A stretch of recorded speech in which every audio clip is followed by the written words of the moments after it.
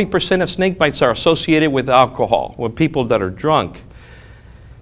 An interesting fact, and I always believed that, and I worked in North Texas and West Texas, and I'll tell you, out of all the snake bites I ever saw, every single one had an alcohol level of 350 to 450. I mean, they're all drunk. They were playing with the snake.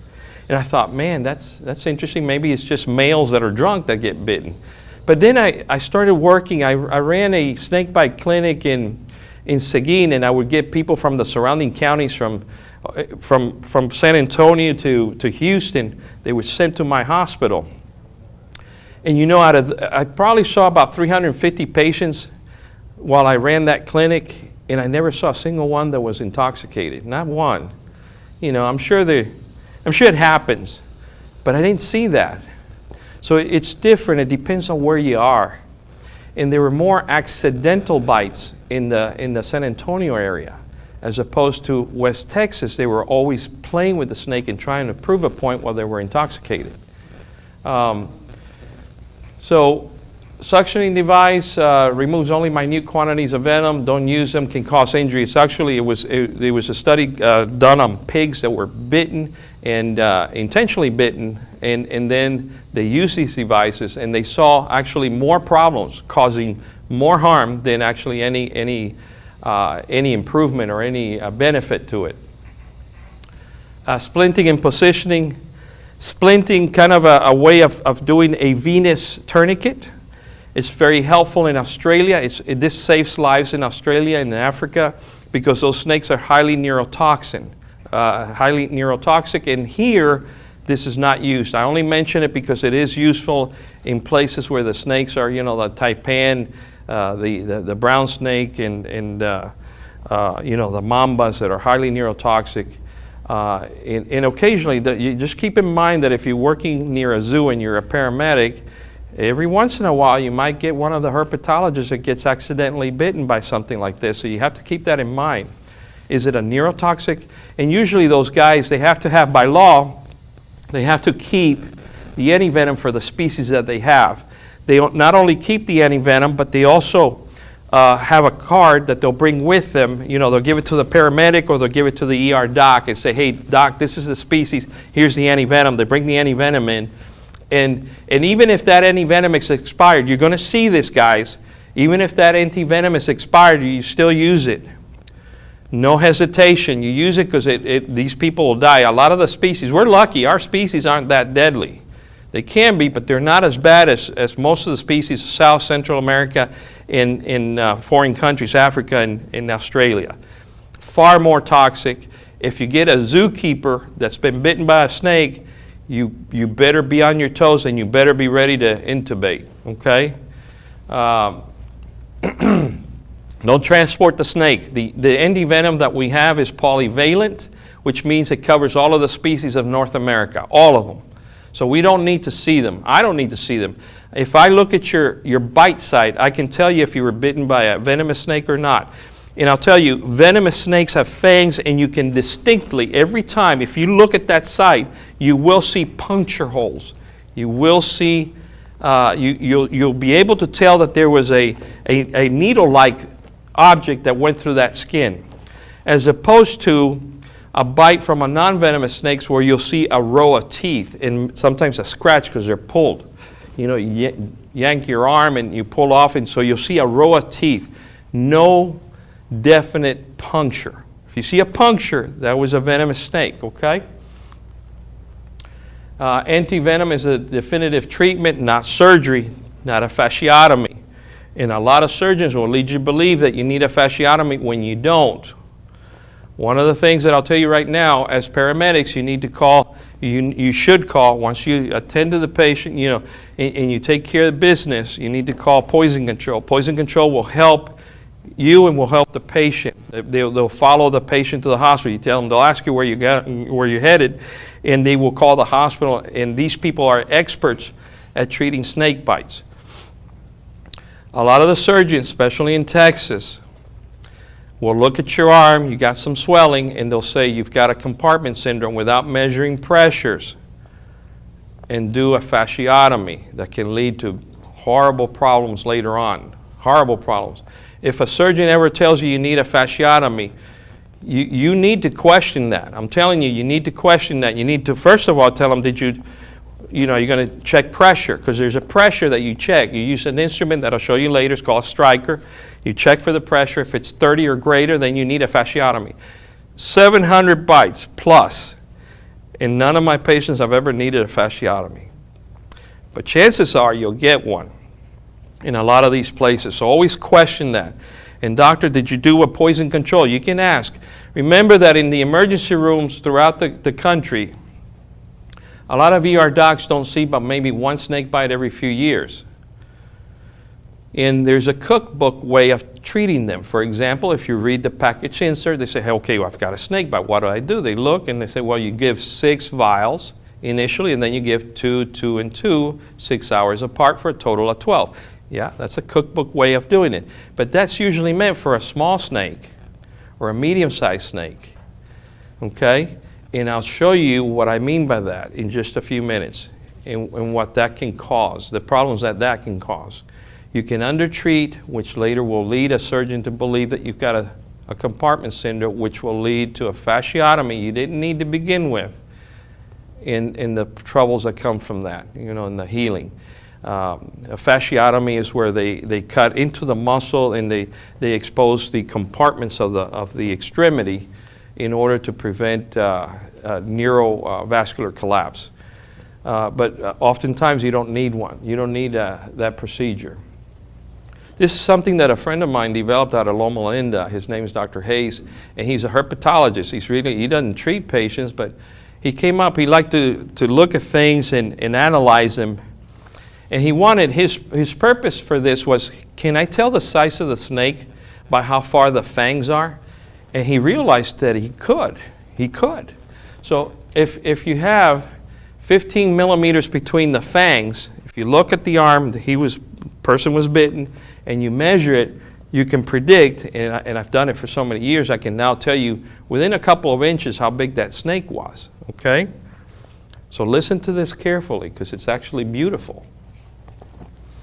So you look at this distance, and I can tell you just by looking at your arm where you were bitten, how big that snake was. Oftentimes I can even tell you the species. Okay, we have around San Antonio, 50% of the bites are by western diamondback, 50% are by copperhead.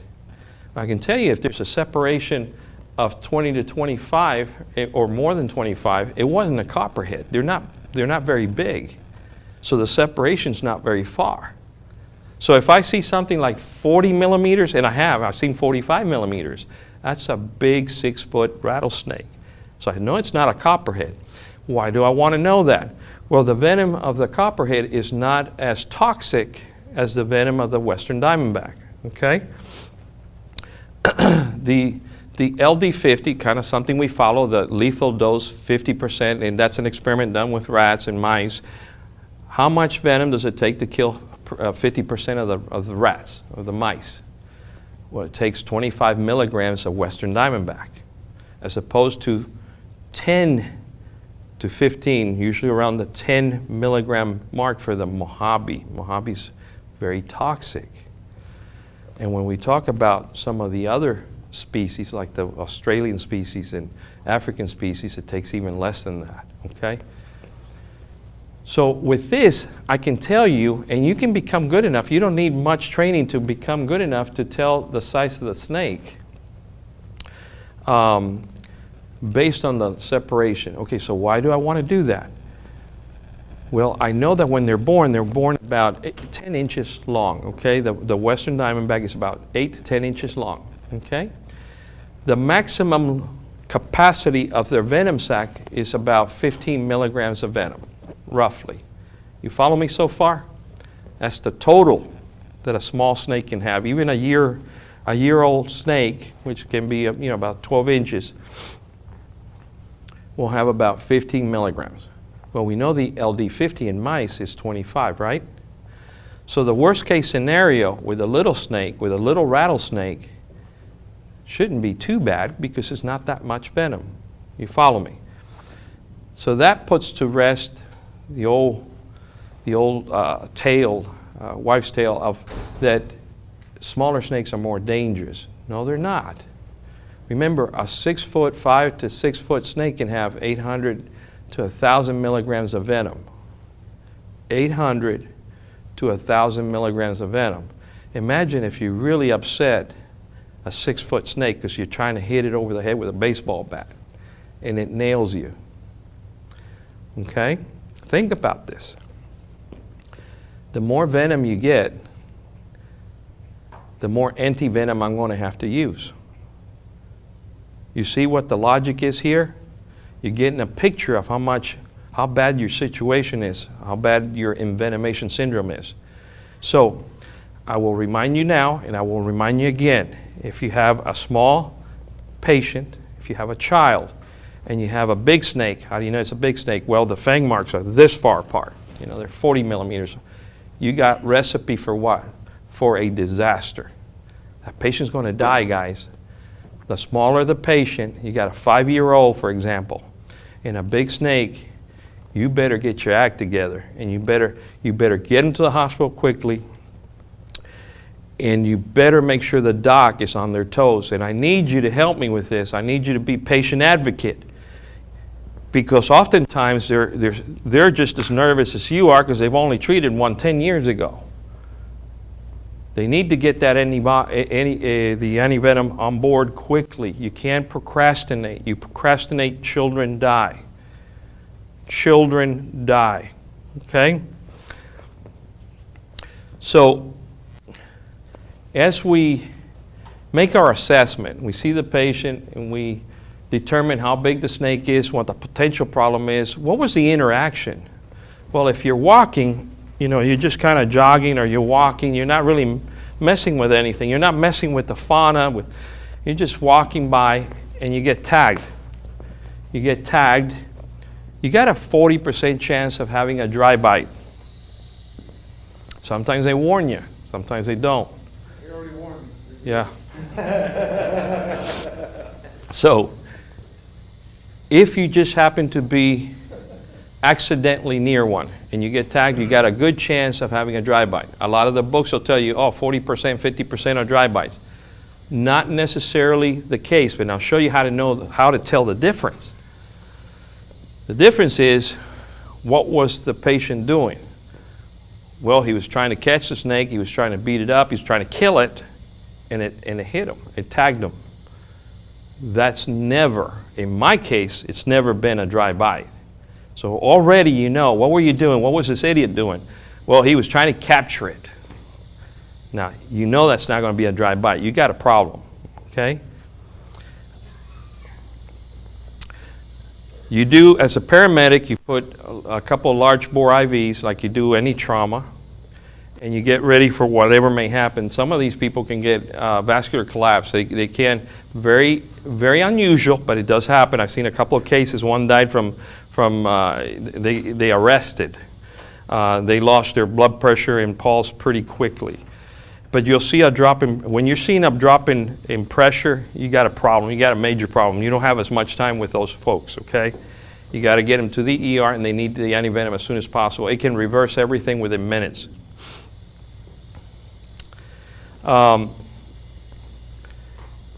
Did Jackie make it in, guys? I guess he hadn't made it in yet.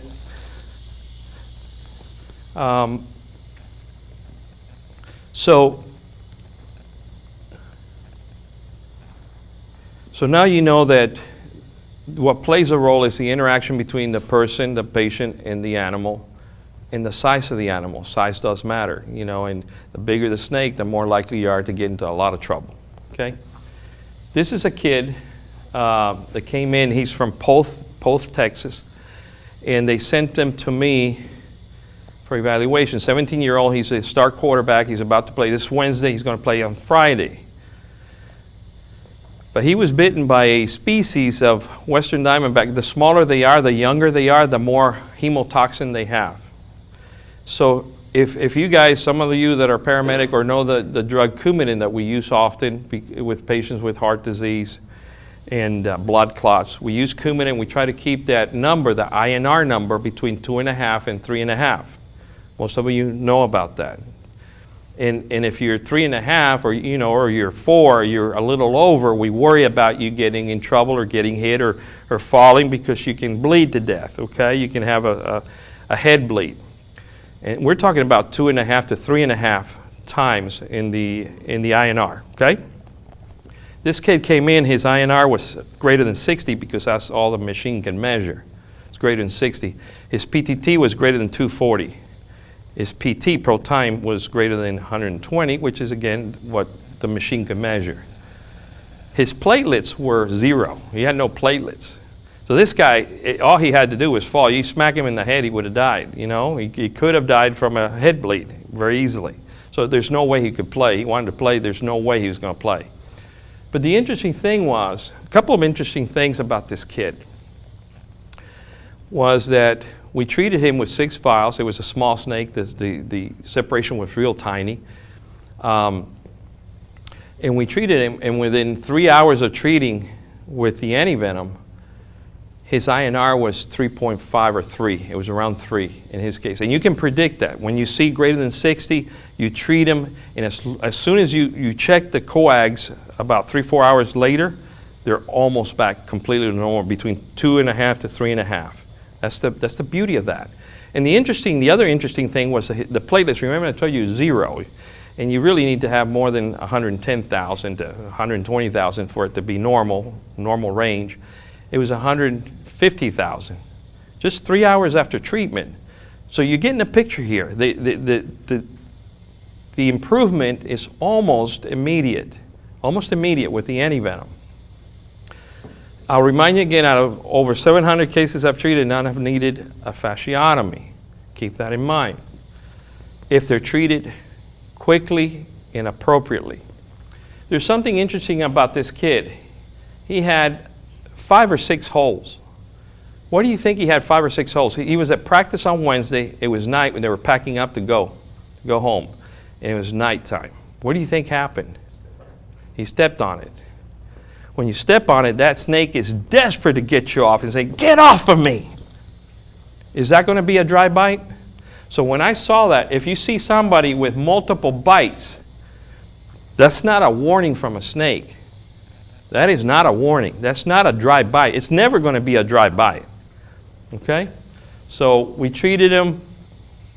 He got better. We discharged all of my patients, except one, have gone home within 36 hours. 36 hours. ICU, because we have to monitor things. 36 hours later, they go home. Half of the patients we watch for what's called a depot effect.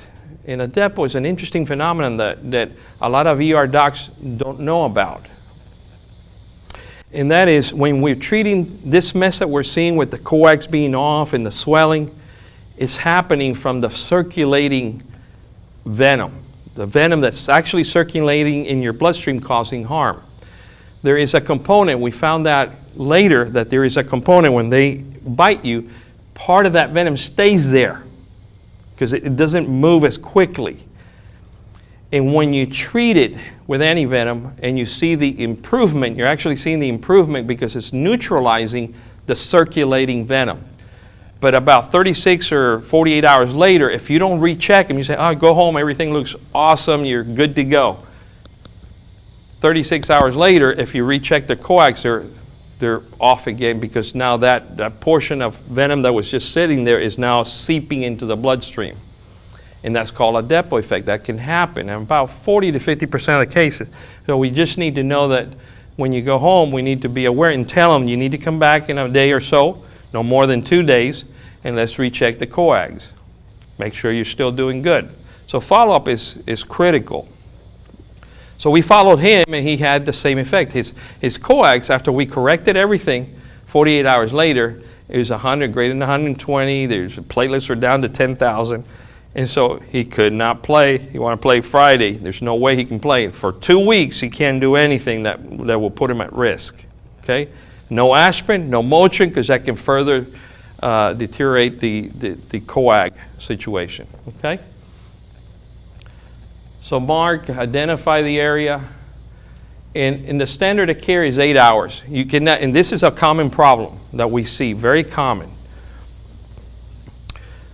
We see patients that are in the ER, and docs that don't have a lot of experience with this will say, hey, you're looking good, everything, your coags are fine, you're ready to go home. I can't tell you how often these people come back sick. In fact, we had one from Big Bend to went to Sanderson.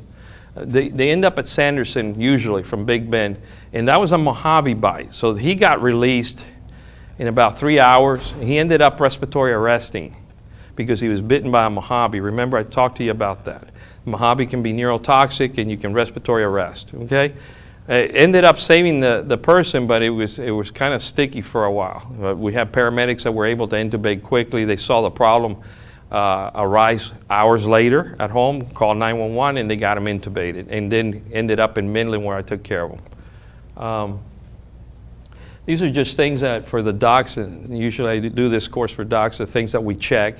And I can tell you, we have seen a few have a heart attack during a snake bite, especially those that are, have a tendency to have cardiac problems. Interesting phenomenon, just FYI. 1 milliliter of venom is equal to 220 milligrams of venom. Remember, we talked about that the LD50 is about 25, right, for the Western Diamondback. So you get an idea of what we're dealing with. Rattlesnakes eat rattlesnakes, it takes 2 to 4 weeks to replenish their venom gland. If you milk them, the people, this data comes from the people that actually milk them to produce antivenom. They do it only once a month because it takes that long to replenish, okay? Interaction between the rattlesnake and the victim, very important. What happened? Was it an accident? Rattlesnakes are life-born, 8 to 10 inches long. They contain a maximum of 15 milligrams, so it's not that bad. Worst case scenario, not that bad. Okay. And then a 6-foot rattlesnake can contain 800 plus milligrams of venom. So if you really piss off a big snake, you try to capture it, you try to kill it, and it nails you, you're in trouble. The other problem that I see, and it's happened more than once in my case, I had a nurse one time, I didn't know, I wasn't aware that this was said. A lot of times, you got to bring the snake and you don't have to. But interestingly, in some of the places where I worked, almost 9 out of 10 snakes come in. We really don't need the snake. But I had a nurse one time tell the family members, we need the snake to see what antivenom we use. No, it's not true. But the guy went out and got the snake. And now I had 2 patients instead of 1. He got bitten too. And it puts us in a bind. You can get a picture. A lot of people say, oh yeah, take a picture. We need a picture. I don't need any picture. I don't. I just look at the bite site and I have a good idea what's going on. Okay? And so don't worry about the snake. Honestly, okay? If you have a picture, that's fine. You can send it to me. By the way, if you want my cell number, I'll give you my cell number. I get a lot of pictures. What's this, Doc? I had a call from one of the paramedics. In fact, Gus called me the other day and sent me a picture. I said, don't worry, that's not a venomous snake. So I can at least kind of sort things out for you in live within minutes. Okay. So we talked about the components of the snake, the LD50, Western Diamondback 25. Large snake, small patient, disaster. Please be your patient's advocate. I don't mind when a paramedic tells me, hey, doc, what do you think about this or that and the other? And I pay serious attention because I think, well, that I overlooked something. And it's teamwork. I want to remind everybody that what we do, even if you're not a paramedic and you happen to know something or you feel strongly about something, say it. We're a team and we need to work together. I may not have time to explain things to you later, but right then, but I will later. But I want to hear your input because it might be really crucial and important for the patient care. Okay? And I would encourage you, if you're in an ER, remember that some of these guys don't have as much experience. And sometimes the problem that we see clinically is the hesitation to use the antivenom. Get that started quickly and be the patient's advocate. Hey, doc, this guy, he's got a lot of swelling. He's got venom. Are you going to treat him now? It's okay to ask. Do you have the antivenom? And we all do. Valley Baptist has 36 vials, and we share them. HMC has about 24 or so, and we share. We call each other. Poison control also helps us because if we don't have it, they will find it for us, okay? I can't tell you how many times, especially with the coral snake, poison control helps us find the antivenom because it's not readily available, okay? And again, the coral snake is primarily, in fact, it's almost completely a neurotoxic. I did have a woman one time, a lady about in her 40s, that was bitten by one. This was about 10 years ago. And she had non-sustained VTAC, guys, non-sustained VTAC. And that kind of worried me. She had the ptosis, she had the dysphonia, and she got intubated, and she got sent off to, I didn't want to keep that one at the facility, was that, so I sent her to Methodist, which, by the way, Methodist, if you have children with snake bites, Methodist in San Antonio is by far the best place. Those are the guys that are going to treat them without fasciotomies, and they're going to treat that medically the way it should be, okay? So she went over there, and she ended up having a cath, and I was really curious. I thought maybe she had a heart condition, and the bite and the stress of the bite caused the non-sustained VTAC. It turned out she had clean coronaries. It had nothing to do with her heart per se, not that she had heart disease, but I did a lot more reading, and I knew a little bit about it, but not enough, so I did more reading, and it does have a specific cardiotoxicity, the coral snake. Again, coral snakes are very, coral snake bites are very uncommon, but I get pictures all the time here in the valley of coral snakes people spot and they want to show me. And so they're here. They're just a very docile animal. A lot of the bites that I see are in kids that love the color, so they keep them in their pockets and they get bitten days later because they're playing with the snake. Okay? Pregnant patients, something that I want you to take home is that don't worry if they're pregnant. You treat them. In fact, just go ahead and get that out of your mind. You treat them the same way you would a non-pregnant patient. There's no exception. You've got to treat them. You have to treat them with antivenom, and you treat them no differently. You use pain control. I forgot to mention that for pain control, morphine or fentanyl is a good idea. And don't hesitate to use morphine or fentanyl. You know, if you have a protocol, fine. If you need medical direction, get an order from the ER doc. But it is very painful. I will tell you, it's very, very painful. And for some reason, the copperhead that we saw a lot of, not down here, but in San Antonio, for some reason, although it's not the most toxic venom, and deaths are really kind of rare, it is one of the most painful bites that I've ever seen. People come in and they're screaming and crying in pain. So please take care of their pain. Okay, so don't hesitate. Evidence of envenomation, don't hesitate, especially with a young child. They will die, and they do die. This is a kid, thanks to a quick-acting resident. Whenever you get a snake bite above the neck, you handle them as a paramedic the way you would handle a thermal inhalation injury. If you've got a burn, an airway burn, what do? You intubate right away. Intubate. Don't hesitate because you're going to lose that airway. If you lose it, I don't care who you are, you won't even be able to crike them. You know, you won't get an airway. It'll be next to impossible, if not impossible. So do it early. Okay? And so one of the residents, this kid got bitten right here. And it's a common thing to take pictures, blue bonnet, people go out and put a little blanket and they want the pictures of the kids and the family. I can't tell you how often. Remember, the blue bonnets are enjoyed also by mice. And because there are mice running around there, there's also rattlesnakes which feed on them. So they're often in those areas, and they're quiet. They don't always warn you. And so this kid, it was a scenario like that, was bitten on the cheek and was quickly intubated by the resident, thankfully, because that kid would have definitely died. It was a big snake. Got the antivenom, got intubated early. Two things that were done right. And this was a few weeks later, and then 3 months later. Complete recovery. No plastic surgery, nothing. You know why? Because the kid was treated promptly. Got the antivenom, okay?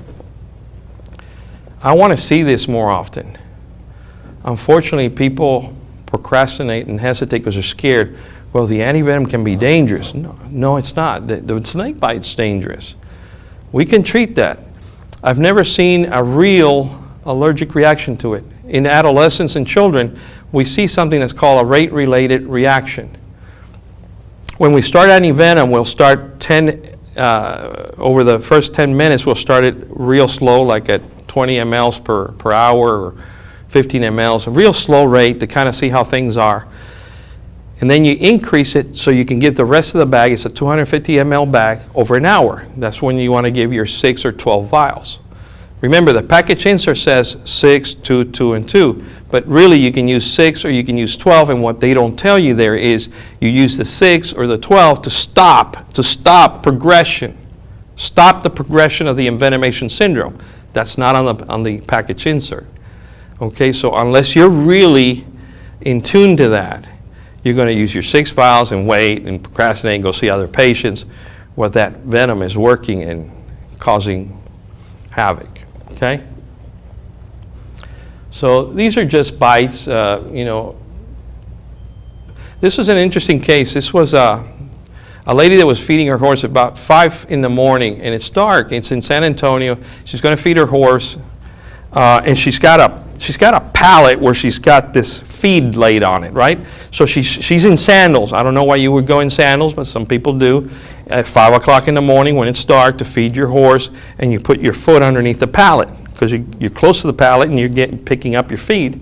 And so she got nailed, but I think it was like a 40 or 45 millimeter separation. It was a big snake. I was able to judge the size of that snake, and I recorded it on my notes. And she gave me permission hours later to go to her house and get it, and I retrieved it. And I was within 2 inches of that size, which helped me predict. Now, the snake thinks it's being attacked because the foot went in under that pallet, right? So I thought, nah, this is a scenario where probably it's not going to be a dry bite, and it wasn't. Her coags were way off, which was interesting and unusual because big snakes usually don't cause problems with coags, but she did. So never say never in medicine. In what we do, never say never. Generally speaking, the big snakes don't cause coagulopathy. In her case, it did. But we gave her the right amount of antivenom, no fasciotomy. She went home in 36 hours. She did not have that depot effect because we checked her. You got to check them, which doesn't ever happen unless they have somebody who's very experienced with snake bites. Okay? This is interesting because I got this consult from the ER. The ER doc says, hey, I got a snake bite, and here's the snake. Come see it. And so I went in. This is about, 12 inches. It was not a very big snake. And I looked at the snake. I hadn't seen the patient. I was just, you get kind of cocky and you want to, and I was just trying to impress the doc. And I said, it's going to be a dry bite.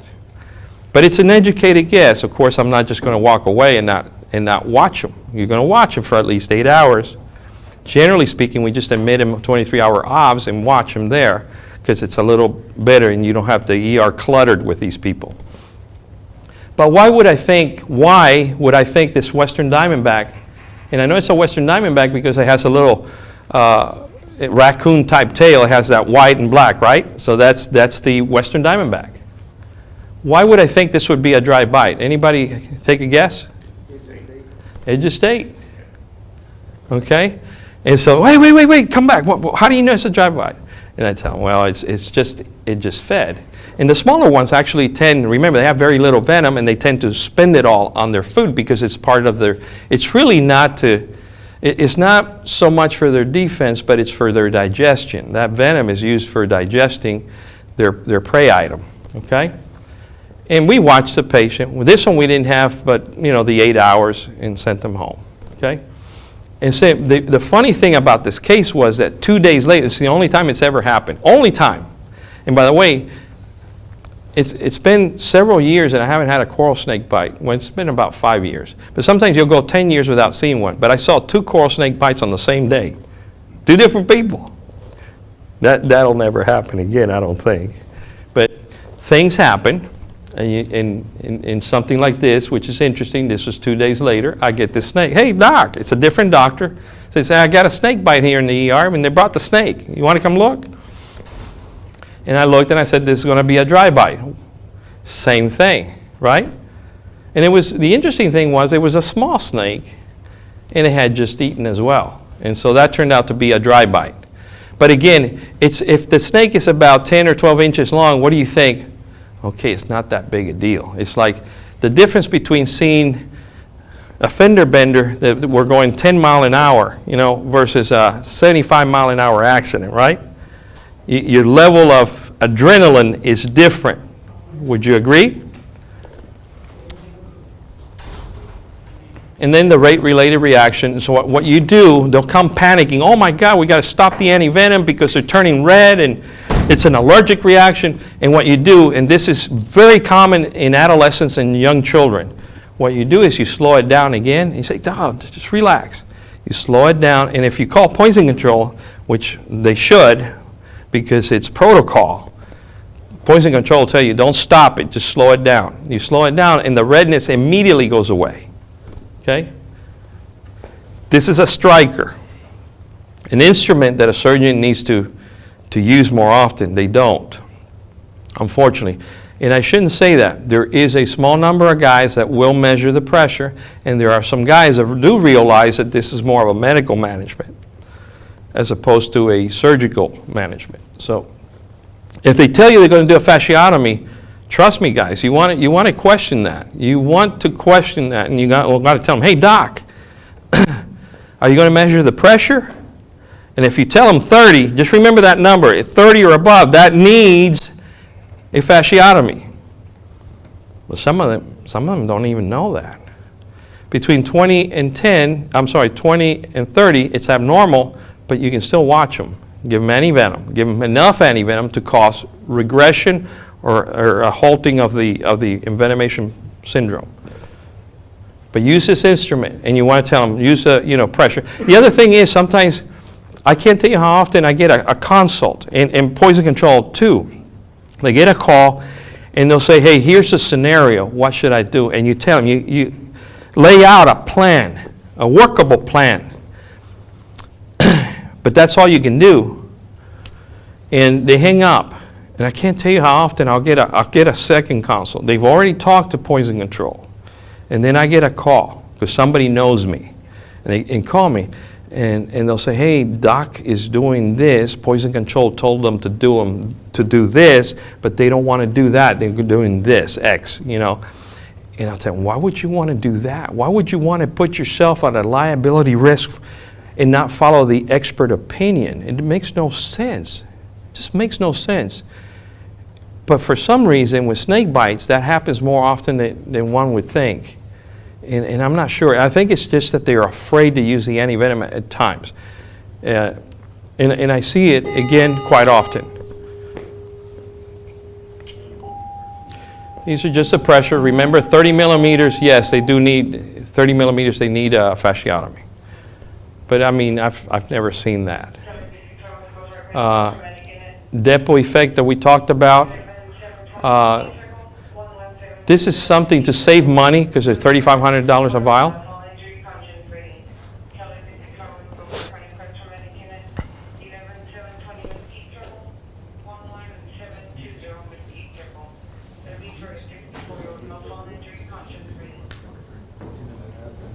Okay. This works only for the depot effect. It's a way to use just 2 vials when they come in and the coags are off. We just bring them in the hospital for 24 hours and do this, and it's gone. It's over. It takes care of it. And it's a cheaper way to take care of it. Intractable vomiting, diarrhea. If you guys are ever, you got a patient that's been bitten, this is uncommon. But if you ever have a patient that's been bitten by a rattlesnake and they have vomiting and diarrhea, you got a patient who's going to die. You got a patient that think of this as a tension pneumothorax. You got this in your truck, you're dealing with a patient that's more than likely going to die. So if you have them vomiting and diarrhea, Act quickly. Get them in, get 2 large bore IVs, get them, start fluids, and they need antivenom or they will die. And poison control. Don't forget to call poison control. This is a bite that actually came in 6 hours later. And I've been lucky because most of my bites came in early. But remember, if they've been drinking, like in West Texas years back when I worked there, these guys didn't come in till they were sobered up 24 hours later. Now, those are going to be problems. Those might require a fasciotomy because that venom's had all night to work, okay? So take that into consideration if they've been drunk or they've been walking and they want to remain undetected, because they'll try to remain undetected as long as they can until the pain is unbearable and the swelling. Some of the guys that I've seen that are brought in by Border Patrol, the edema and the damage is pretty significant. But we've still been able to take care of them without a fasciotomy, luckily. So this is one of the first female fighter pilots. She was a fighter pilot. By this time she retired from the Air Force and she was actually a commercial pilot. And so she was with her, working with her horse, and she was trying to get her horse away from a big rattlesnake, and she got bitten in the hand. But she went home and took a shower. She said, she's a tough fighter pilot.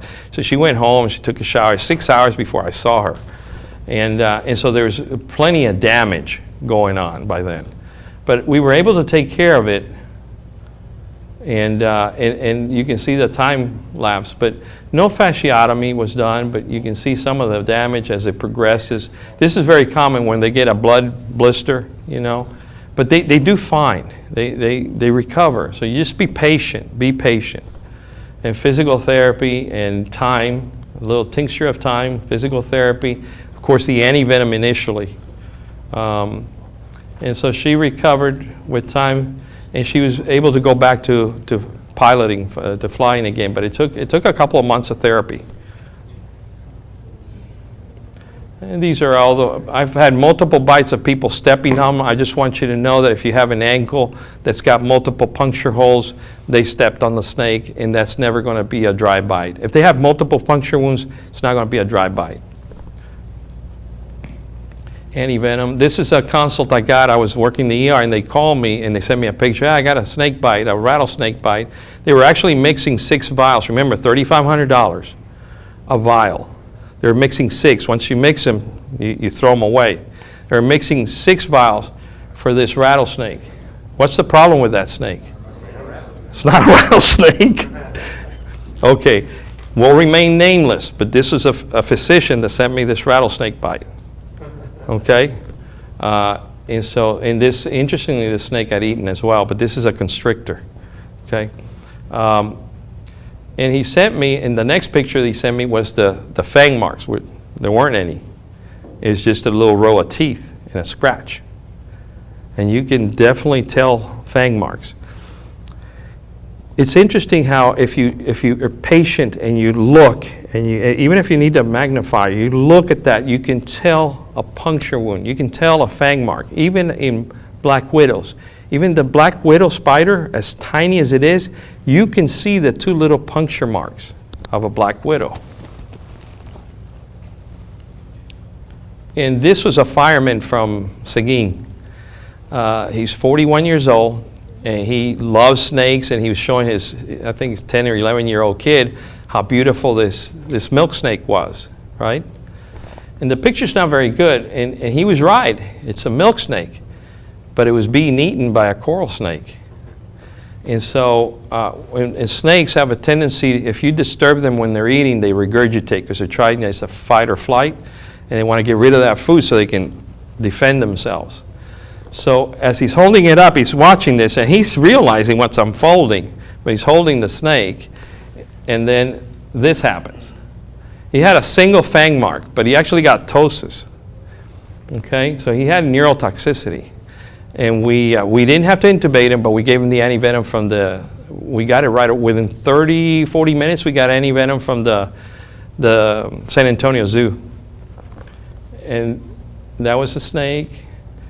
And The other thing is that you've got to watch them for 20. The thing about the coral snake is you don't watch them for 8 hours. Remember we said 8 hours. For the coral snake, you have to watch them for 24 hours because they can get neurotoxicity that long later, okay?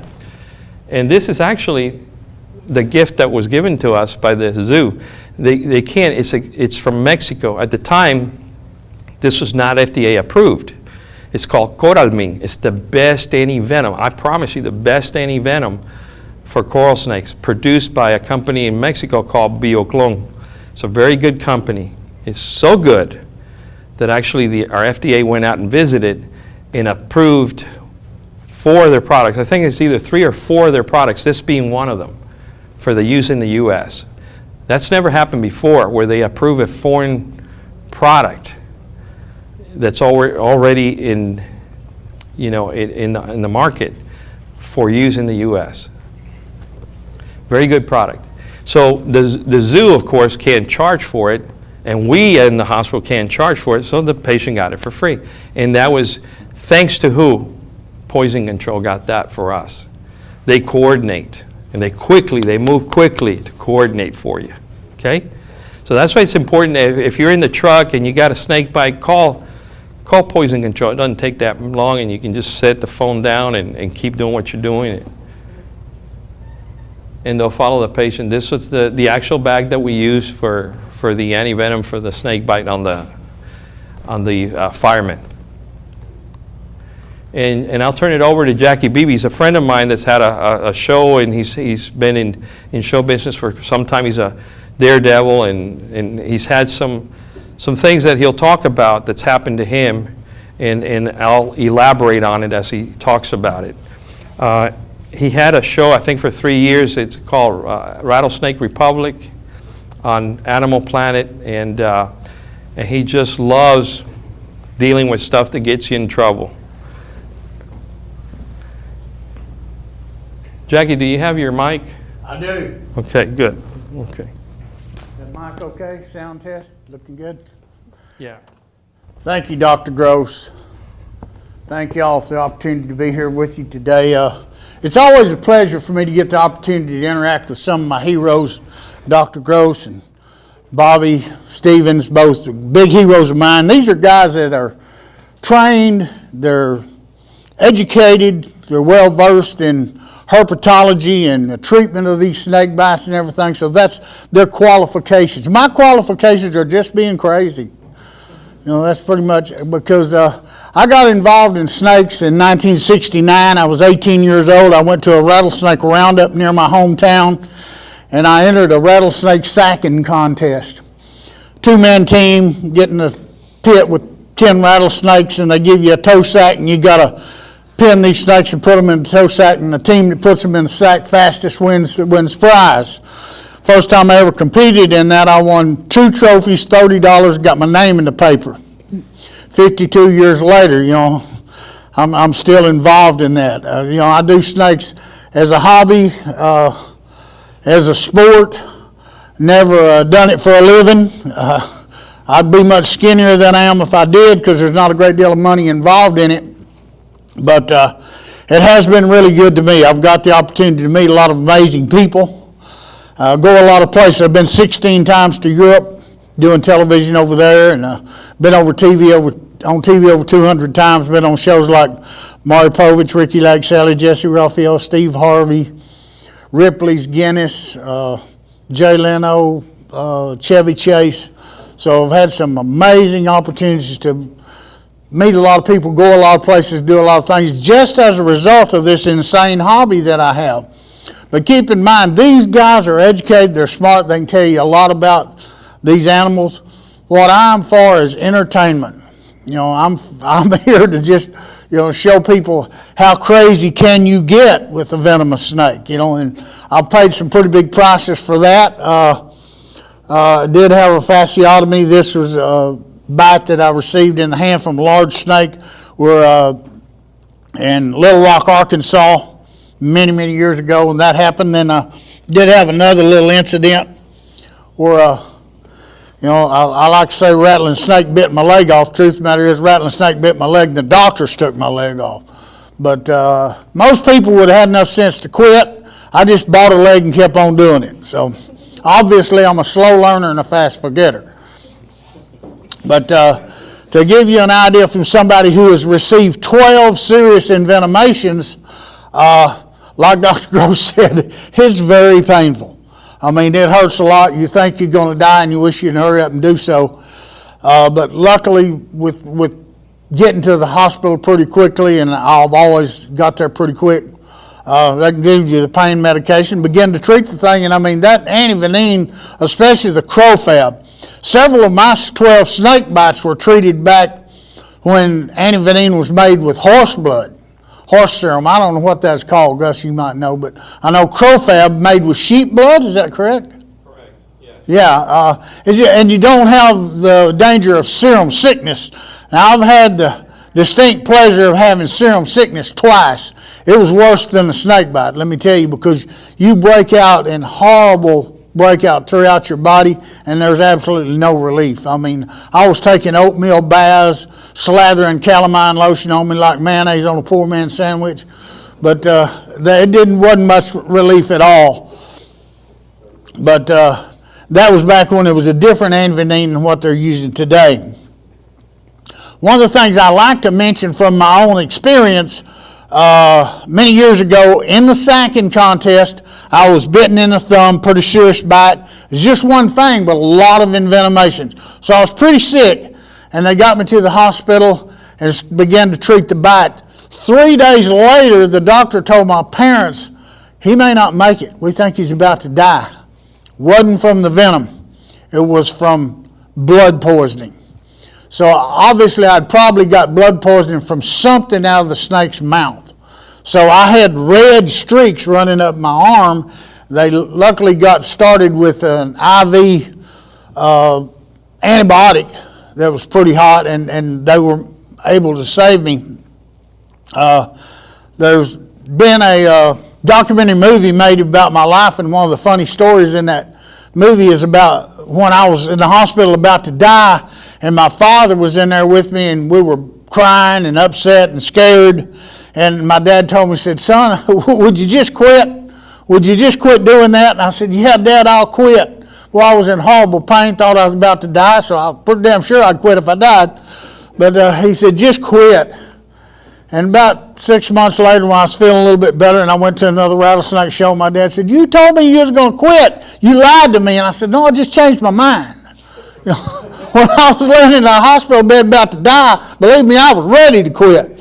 But as soon as I got to feeling better, I wanted to get back to my hobby. You know, I wanted to get back to this adrenaline-producing sport that I'd been doing all my life. So since then, I've never offered to quit again, and I've been doing it for 52 years. But one of the things I've noticed about some of the bites that I've received, I got a coppery, slick taste. We say coppery. To me, it was more like kind of a slick feeling underneath your tongue after the envenomation. About 20, 30 minutes. I mean, it didn't take very long. That's a good indicator that you've received a pretty dramatic envenomation. Of course, the swelling is a key element. I know Dr. Gross covered with you to mark that thing and also put the time. It's always real important. You know, if you're swelled to the wrist, you know, at 2:30 and then at 3:45 you're swelled to the elbow, you know, if you got the times written on there before you get them to the hospital where they're going to be treating them, that's really important. That gives that doctor a lot to go on as to how rapidly that thing is spreading. When you're swelling and that thing swells a lot, where the swelling goes, it gets so sore to the touch. I mean, you just can't hardly stand to touch it. But where the swelling goes down, then that pain resides. You know, it goes away pretty quickly. When Dr. Gross was talking about the vomiting, I had projectile vomiting one time in one of the bites that I had. I don't know what was going on. I was already in the hospital, but I could vomit across the room. Let me tell you, I could have knocked you over with vomiting. So I was obviously pretty sick, but they were treating me. I survived. So I didn't have diarrhea, I just had the vomiting. But I've seen snake bites in the 52 years I've been doing this, treated with everything you can imagine. One of probably the biggest horror stories I can tell you is treating it with a stun gun. I mean, shocking a snake bite after a guy's already sick, sore, and upset about being bit. We're sticking a damn stun gun to him. One friend of mine one time, we hit him about twice with that stun gun, and when we come back at him, he started crying. He said, "Please don't hit me with that thing again." So we just didn't have the heart to try it again. We had to send him on to the hospital. I think it's been proven since that that's really not a very effective method of treating a snake bite. There was another product that was out many years ago in the 70s called Venomex. And it was a little vial of stuff that you broke, and you had powder in it, and you're supposed to shake this powder on the snake bite, and then take a toothpick and push it into the wound. Well, that's a pretty horrific treatment, and the stuff smelled like bleach. We treated several snake bites with it. It's hard to tell. There's so many variables related to all these snake bites. As just somebody who's seen a lot of them and had several, I mean, people ask me, well, how long got before you're going to die? Hell, I don't know. I never have died yet. So I really can't testify on that one. But there's so many variables involved in the snake bite. You've got to look at so many different things. And you just kind of gather all the information you can. And main thing is get it to an individual like Dr. Gus Gross. This guy forgot more about snake bites than most people will ever know. So definitely a hero of mine. Now Bobby, this guy, another guy that I respect in a huge way. They call me crazy. He gets bit on purpose. I was actually involved with him one time when he got bitten by a cobra in front of 5,000 people at a 4th of July concert. But he's been doing that for a long time. He'll explain some of that to you, I'm sure. I never got bit on purpose in my life. Let me tell you, I've got bit, but it sure as hell wasn't ever on purpose. It was on accident. But it's been an amazing journey for me, and got to be on a lot of television shows. That Weslaco Public Show was a reality show. For those of you who may not be that familiar with reality shows, that's loosely based on reality. In other words, it's bullshit, but but it's entertaining. And that's exactly what reality shows are designed to do. They're designed to entertain you. We did some stuff that probably would educate you to some degree, but mostly that stuff was just dramatic stuff, that we staged. We went out in the woods all these different times, 3 years of having this show, and we never went in the woods. We didn't catch snakes, but the funny thing is we took them with us. So it's pretty easy to catch snakes if you take them with you. But we couldn't go out there with the film crew and not catch snakes, so we always made sure we had snakes. But y'all might have some questions that you might want to ask me about any of these things. One of the interesting things about Jackie is that I got a chance to review the hospital records. I'll tell you, he got treated for that leg bite in probably one of the best trauma hospitals, and I won't mention it, but I'll tell you, it's one of the best trauma hospitals in the world, in Dallas. and the point of this is that things can happen anywhere. So he was, as I reviewed the records, it was months after his injury. The interesting thing about him, and I think there's something to be learned about this, that even in the best place in the world, as I reviewed the record, I couldn't believe what I was reading. They had him didn't give him enough antivenom, I suspect, based on what I saw, and they declared within, Jackie, it was less than 36 hours. In fact, I think it was less than 24 hours. They declared him to have a compartment syndrome. I'll review the records. It's been a few years ago that I reviewed him, but I remember I was left baffled because it was less than 24 hours that they declared it an emergency fasciotomy. But what really blew my mind, that 36 hours, 36 from the minute he came in, he made it in. I looked at the record when the EMS picked him up, when he got dropped off, it was 45 minutes. 36 hours later, they declared him to need to require, it was called an emergency amputation. An emergency amputation, listen to this. We're talking about a below the knee, taking your leg off below the knee as an emergency.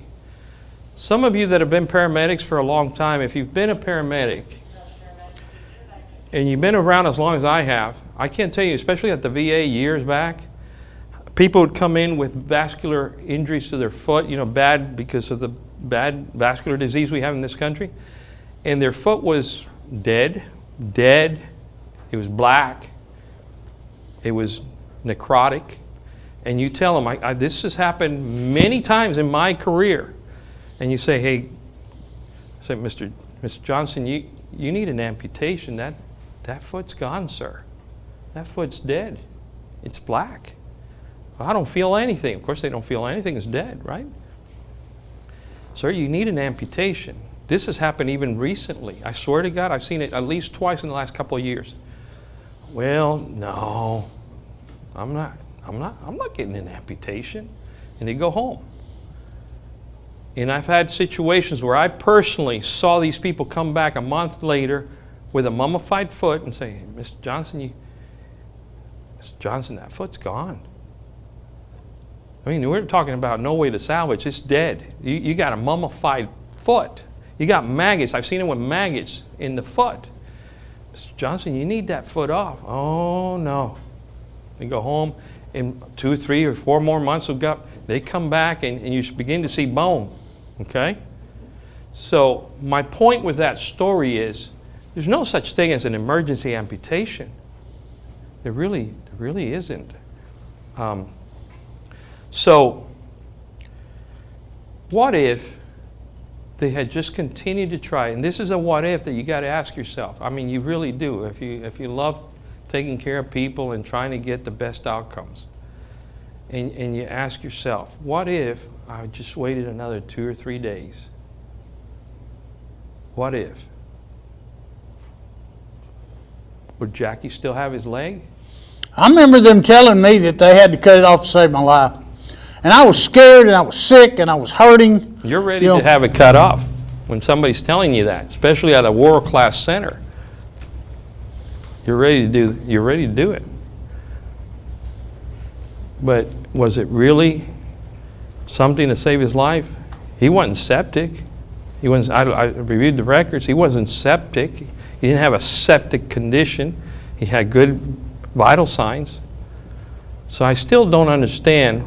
I personally don't understand. Yeah, it's an easy way to take care of the problem so I can get you out within a reasonable time. Get you out of the hospital in 3 or 4 or 5 days. Get you out, because that's what we do. That's the way the healthcare system is nowadays. It's all about getting you in and getting you out. A lot of people think, oh, you just want to put me in the hospital and make more money. No. And in fact, we're limited. Based on your diagnosis, let's say you have pneumonia, you have community-acquired pneumonia, you got about 72 hours. You're punished if you keep that patient longer. You are punished. The hospital's punished, and you are punished. How? Your pocketbook, in the hospital's pocketbook. So just in case you as a physician say, well, I kept him 10 days, and he was sick, but you can't justify that on the record, then they punish the hospital too by taking money away from the hospital, which eventually gets you in trouble from the hospital too. Hey, what the hell are you doing? You're keeping people too long. So they're making us, physicians, keep patients less and less in the hospital and hopefully getting good outcomes to decrease the care cost, health care cost. And so, no, it's not that. And a lot of times, and that was a factor that I thought about. I honestly thought about that. Were they just trying to get him out sooner? But I don't know. I don't know what the reason was. I do believe after reading that over and over and over again, that they felt, whoever it was that treated him, felt compelled that it was in his best, it was in his best care, that it was the best they could do for him. But I can't help, based on my experience, to think that maybe if you just waited a little longer, Maybe use a little more anti-venom to neutralize the venom. It was a big snake. He told them, in fact, here's the important thing. He told the paramedics and he told the docs, here's a beautiful thing. He knew enough to say, hey, this was my snake. He was doing a show. It's a big snake. It was a big snake, and I saw it on the paper. He told them. He told them on the HPI. He said, it's a big snake, it's my snake, and hadn't been fed in a month. What does that tell you? You got a problem. You haven't been fed in a month. He told them it was a big snake, and it was, but a lot of times that doesn't make any sense. They well to you now because you understand what that means. But a lot of physicians don't know that. Some of them don't know what a rattlesnake looks like. I proved it to you. You know? And I know it's funny, but it's not, because a lot of physicians don't know. I mean, they're not all herpetologists, and they're not all crazy like us that we kind of like these animals for some reason. I don't know why I have an affinity, but I don't have them as pets, but I respect them, and I have in the past relocated them for people, you know. But some of these folks don't know what a rattlesnake looks like. In fact, the one that sent me that picture didn't even know that his rattlesnake didn't have rattles. I mean, all you have to do is look. He had the snake with him. Yeah. And so there's also you're talking a little bit about that. There's also a wives' tale about rattlesnakes not having rattles anymore because of the pigs. I think in an evolutionary scale, most of the people that are experts on herpetology will think that's not necessarily true, and that they're not warning you. Those are all, you know, it's just, it's a matter of the situation. Some snakes, if you get too close, they will warn you, but I've also been in situations where you're close to them, but they think, and I can kind of tell, they think they're camouflaged. I said, he hadn't seen me, I'm not going to say anything. And they're just there. And I'm watching them, and they're right there. And I accidentally got there. And then I say, holy crap. And I look down, it's right there, I hadn't said anything. But I noticed that every time you just back away, a very interesting thing happens. They uncoil and very quietly go in the opposite direction. They don't want to mess with you. They don't. Now, situations like that where I've been out kind of looking for them, when we used to do research with live animals, we had to find them. And I would accidentally get myself, and our team would get ourselves into that situation where we were really close, but again by accident. But we were trekking kind of slow. Just kind of looking around because we were in an area that we knew were filled with snakes. And so if you make really slow movements, they don't seem to be bothered a whole lot. And then just step away. But be vigilant. They're great at camouflage. And it's hard to see, especially the copperhead. Boy, I'll tell you, especially up in the sandy areas, they love sandy areas. So be careful when you're out there. If you've got a place, if you're out in the country and you want to take care of your pets and kids, it probably is a good idea to get a couple of cats, little cats that you keep outside and you feed them outside. They're pretty good at keeping those things away. That's one way. The other one is what are those chicks called? The hen that make all that noise? They're called, those guineas are great. Boy, those guineas won't allow it. See, if you get 3 or 4 of those, they'll keep those snakes away. So that's a good way to do it, you know, if you live out in the country. But anyway, any questions to us? And by the way, this is Bobby Stevens, who he's done a lot of great work for years in terms of relocating animals and taking care of these pets that most of us really don't care to confront. And he'll go out and remove them. He's been doing that work for a long time, and we really appreciate what he does up in the Dallas area. Any questions for us at this point? Yeah. Can you elaborate on that picture there? It looked like they're like That's one of my world records. I hold 5 world records for doing stunts with rattlesnakes. This is called the bathtub stunt. I did it the first time for Fox Reality TV. And the first time I did it with 35 rattlesnakes. The last time I did it with 195. So I've been in that glass bathtub with 195 rattlesnakes in my lap and didn't get bit. Rattlesnakes are going to strike at 2 things, food and fear. You're too big for them to eat, so try not to scare them. If you move rapidly, rapid movement's going to trigger the strike. If you're moving slow and gentle, just like Dr. Gross was just explaining to you, they generally going to leave you alone. They're going to walk away from you. We do a stunt called a walkout. We paw snakes all around the handler's feet, and he just stands there real still. And then after we get them all around him, he walks out real slow and never gets a strike because he's just moving gently. How many rattlesnakes? 195. Yeah, 195 was my last record in that glass bathtub. I hold the world record for holding them in my mouth as well. Here's his other world record. Yeah. I think was that Jay Leno that you did that on? We did that on, that was the Guinness Book of World Records. It was a 2020 episode, and it was during Guinness World Records Day, which is actually a week long. And I set a world record in Dublin, Texas one day, and then we flew to New York. That was in New York, at one of the studios in New York. And we set 2 world records back to back, the bathtub and the one with snakes in my mouth. The one that I currently hold was set in Cologne, Germany. I had 12 rattlesnakes in my mouth. I've actually done 13, but the world record of 12 has been retired. It's kind of an honorary thing that Guinness does for some people from time to time. They'll retire the record so it can never be broken. I'll have that record forever. There may be a few other people in the world stupid enough to put rattlesnakes in their mouth. Probably not.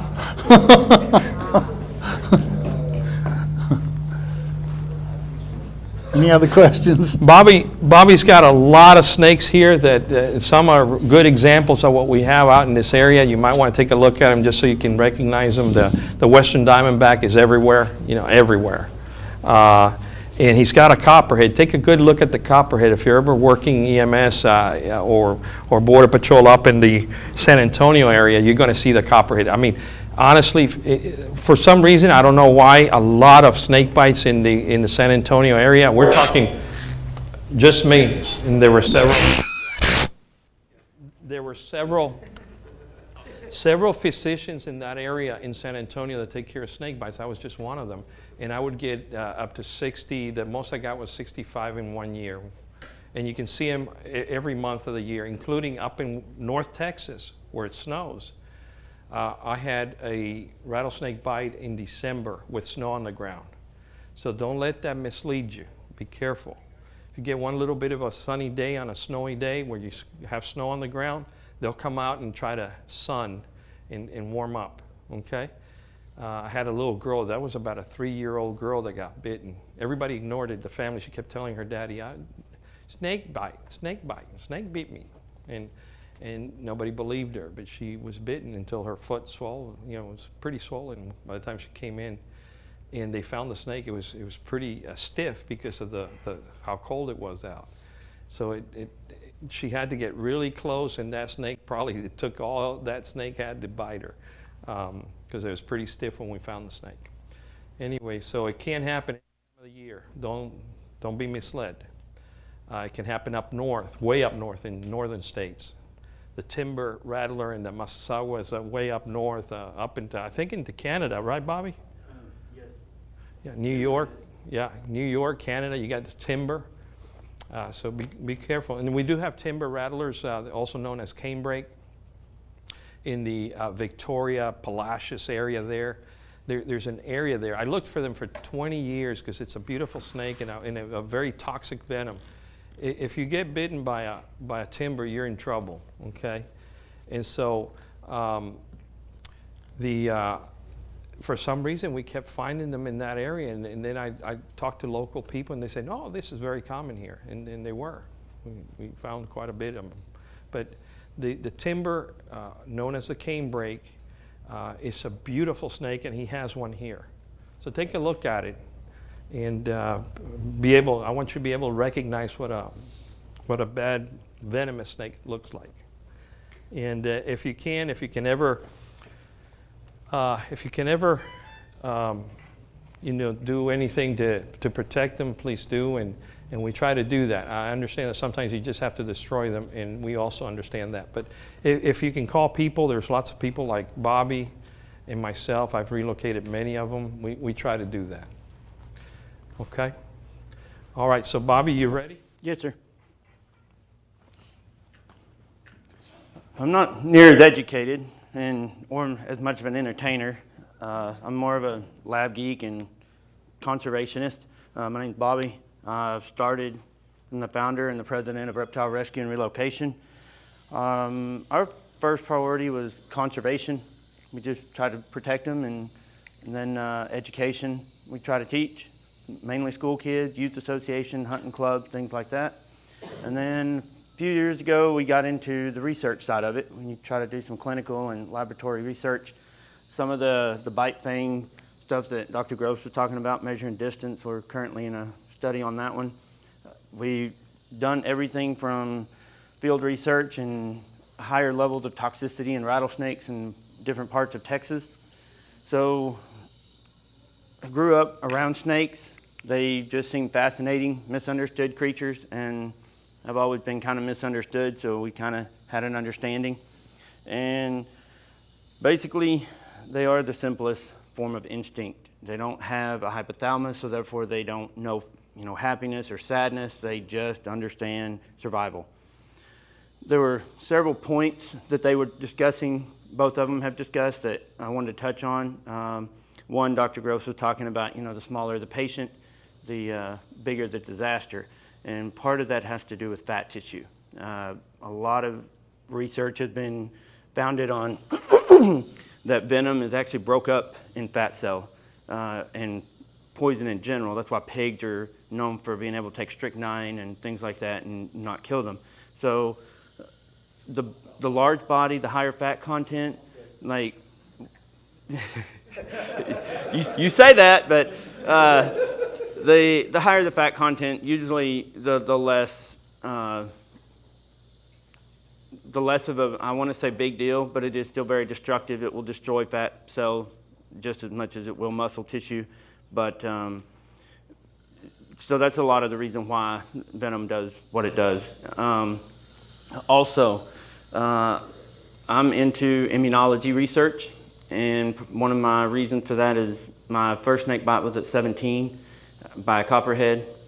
I didn't receive anti-venom. I just went in for pain management and observation. There was something kind of fascinating about that. And then in 2014, during a clinical study over venom toxicity, I got bitten again. Headed to work, got in a hurry, stuck my hand in closure to change a water dish that had been defecated in, and our number one subject with the highest potency for venom strikes and hits me in the side of the finger. I was a little worried about that one, so we went to the hospital. I had started a recent immunology project, and I go in, and sure enough, my numbers are off the chart, and they're kind of concerned. 23 days later, I'm finally released from the hospital, and come to find out I had collected a secondary infection that was a flesh-eating bacteria. And after 4 surgeries, they finally, this is the result of it. The venom itself, I had been released after 48 hours, and then I had to go back to an orthopedic because something was obviously wrong, and then another 23 days in there. Since then, I take saline, and I dilute down venom, and I inject myself with it. Just to build antibodies and to try to have some kind of protection. They use this in creating sheep. Jackie was talking about the sheep and the horse venom, or horse anti-venom. So I figured if they can do it to sheep and horses, why can't I do it to myself? This led me to the path of Dr. Gross, who found kind of what I did fascinating, if not a little disturbing. But Jackie, he found it definitely entertaining, and he brings a film crew to my house. And then he actually, strangely enough, gets on Dallas Cowboy Network radio and called me out. Called me a liar, as a matter of fact. And tells me that you can't do this. You can't get bitten by a rattlesnake and not have to have treatment. So actually, I didn't hear this. A buddy of mine had later told me about it. But Jackie, I reached out to him, and through a mutual, one of our volunteers, and he agreed to meet with me. And he into the roundups, and I'm totally against the roundups. And we came to a common ground, being that I'm a conservationist. He understood a lot, and being out in the field for so many years, he had seen a massive decline in rattlesnakes.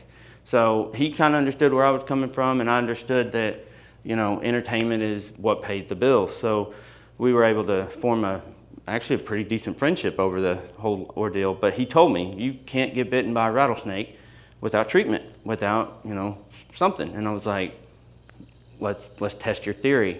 So my very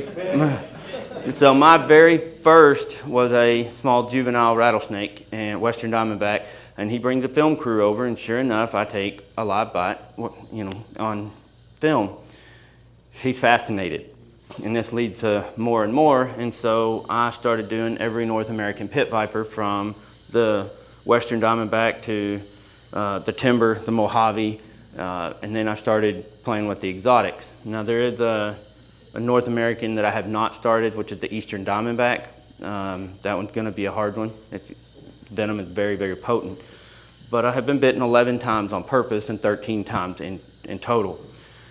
Of that, I have been bitten by a monocle cobra, which is one of the top 10 most deadliest snakes in the world, responsible for death, but their toxicity is not necessarily the most top 10. But they are responsible for some of the highest death rate.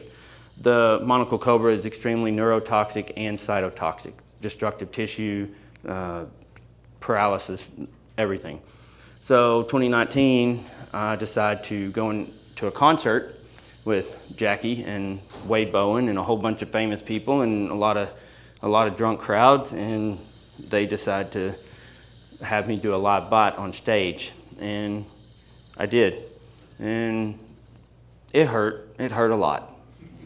But they paid well, so I can't, I can't complain. We are a nonprofit organization. We are a 501c3 recognized by the state and the federal government. We survive off of donation. We've got a couple of sponsors. We've got a few merchandise and stuff that we sell, but for the most part, it all comes out of my pocket. So I prefer to get it from other people, but it's got to be a passion. Like he said, it is not a profitable industry. And you'll find that even people with big fancy degrees, herpetology and stuff, usually work for AT&T or some other kind of big company that makes money. Everybody, especially out in the country, is real quick to draw a shotgun. This is their way of eliminating the problem. In the bigger cities, that's a lot harder to do, so we do get a lot more calls from the DFW area, Abilene. We're centrally located between the two, and we have traveled all the way to South Carolina to handle snake situation. We don't do that very often because it doesn't pay very well. So as far as any North American species, the Mojave is probably one of the most dangerous, along with the timber. They both can possess that neurotoxin and severe cytotoxin. The strange thing about the timber is it may or may not possess the neurotoxin, and it's a guessing game. The metallic taste is extremely common. We call it, he said, copper, and it's just metal, and it's a very distinguishing taste. When it ever happens, you'll know it. I have 113 reptiles as of right now, constantly looking for more, constantly trying to take in more. Research and studies are leading us to some medical applications, which is my primary focus now. And we have definitively proven, there's a Dr. Frank Markland out of UC Berkeley that has shown breast cancer, ovarian cancer, cervical cancer is all treatable by copperhead venom protein, a single protein in copperhead venom, with no side effects, no chemo, no radiation. And it's about 80% effective. And they've actually done phase 2 testing on it. They were shut down during research a couple years ago by some very powerful politicians. So they have not advanced much on that since like 2017. However, Australia is doing some great things. Dr. King has recently discovered some Alzheimer's and Parkinson treatments using both mamba and king cobra venom. That research is actually very successful. It's effective in breaking up calcium in the brain and actually reversing the progression of Alzheimer's and Parkinson. I don't know if anybody knows what Dravet syndrome is. It's seizures in small children. There's an HN1 and HN gene that doesn't communicate, causes seizures. He's actually, Dr. King, the same guy, has been able to market a product that actually fixes and repairs that using a starburst tarantula spider. So he was able to use the venom out of that and actually stop Dravet syndrome, because it is not widely, it's a kind of a rare disease. Pharmaceuticals, I guess, just didn't make a lot of money off of it, so it's a treatment and a cure, or a cure instead of a treatment. So there's great progression in protein. Earlier they were talking about the variety of the venom. The same species, the Western Diamondback, average has 132 proteins and peptides, but even in that same species, it can be as low as 112 or as high as 156. So protein vary even within the same species, and those proteins are being widely studied right now. The heart medication, what's that called? Lisinopril, captopril, that's been around, actually saved millions of lives. Millions of lives since the mid-'80s. Captopril was the first one. It comes from a rattlesnake venom, and there's many species of pit vipers that have been used to produce several very commercially approved and used in clinical medicine. A lot of them in cardiology. There's some of the blood thinners used in thrombolytics come from snake venom. So there's a lot of research. The interesting thing is that in Kingsville, we have the only NIH-sponsored, they've been sponsored for many years. In fact, I believe more than 2 decades. I've known of them for quite some time. It's the only NIH-sponsored facility that does venom research. And Elda Sanchez heads that facility, and they do some great work there. If you ever go by there, you can ask Elda, and they'll give you especially Border Patrol. She takes a lot of the Border Patrol guys and others and through the facility, so they can see what they're doing there, and a lot of great things are happening there. So I'm really grateful to have her and her team that close to us. We enjoy going up there and visiting. But yeah, a lot of medicines come from and have been for many years from snake venom. So there are some positive things that happen because of these animals. So as he was saying, there's as of right now, I think I know of 7 that are still commercially used, from everything from a Brazilian pit viper to some of even the Western Diamondback. There was a blood clotting agent that they were using in medicine for a little while, but it was so effective that they kind of pulled it, and they only used it for like field trauma, military usage, and things like that. But it creates clotting. It's a powder now. They just pour it directly on a wound, and everything gels over, and it just seals everything up. Dr. Ying he's out of South Texas in Brownsville still, I believe, and he has several published papers on rattlesnake venom being effective against 22 different bacteria, including E. coli, staph, and MRSA, and neutralizing those. So he got some great research that I'm sure he's going to be moving forward on soon. They pulled a lot of his funding because of the COVID and moving funding to COVID, but he's looking forward to try to get back on that. Basically, that's all I got. I'll be happy to show y'all some. Yesterday we were here, we pulled some out on stage and let y'all see this and kind of see some of their behaviors. And then if y'all are interested, I'll be happy to pull it out. If anybody's too nervous, we don't want to push the envelope too much. I got Jackie here, he's kind of an expert on handling snakes, so he's between you two guys and he'll protect you. Yes, ma'am? Okay. Yeah, and also, Bobby is immune to the snake venom, so he's really not in any significant danger.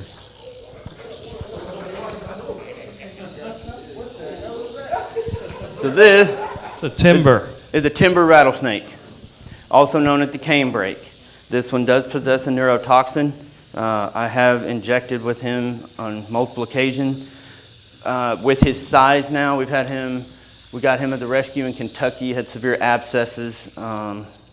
He respiratory infection. Respiratory infection is the #1 killer for reptiles. They're highly reliant upon their breathing system. Other than that, they are pretty durable. They do not spread diseases. They eat tons of rodents that are covered in ticks and mice and all that kind of stuff. And they also have the lowest allergen response to almost non-existent. People with severe food allergies have been known to eat reptile meat simply because that was the only meat that they could. We were talking about allergens earlier. The sheep antivenom still does have about a 20% allergic reaction rate versus the horse. It was about 40%. It doesn't really matter if you're treating somebody with antivenom. It's still pretty easy to treat not easy, but it's simple enough to treat an allergic reaction, and definitely still worth using the antivenom. So these guys are real good about keeping diseases to themselves, neutralizing them, and they eat a lot of mice and rats. So this is a timber that you'll notice the rockers on their backs look like the rockers that your officers and so forth will have on their uniform. They actually were going to be, and there's an interesting paper and a letter from Benjamin Franklin, these were going to be the national animal, based simply on the fact that they're not looking for trouble, but if you go looking for it, they'll give it to you. He refers to the timber specifically, and I have seen people who run a lot of cattle, and so these snakes have gotten used to cattle running back and forth without a threat. Lady goes out to work in her garden, reaches down and grabs a weed and brushes up against a western diamondback. It never even rattled at her. I have seen rattlesnakes that have been off in the woods, eaten well, didn't have a lot of threats. Maybe some people had big dogs or something nearby, and it kept coyotes and pigs and things at bay, that if you walk within 20 feet of them, they rattle and they start striking at you from me to him. Environment plays a huge role on how these animals act. I have western diamondbacks, pictures of picking them up, putting them around my neck. Jackie's got one of a young lady who reaches down into a box and picks up an albino. Rattlesnake was named Diablo, and she puts it around her neck, and people are taking pictures, and he's having a heart attack as he's trying to get this snake off of her neck. The lady didn't realize it was a rattlesnake. She had no idea.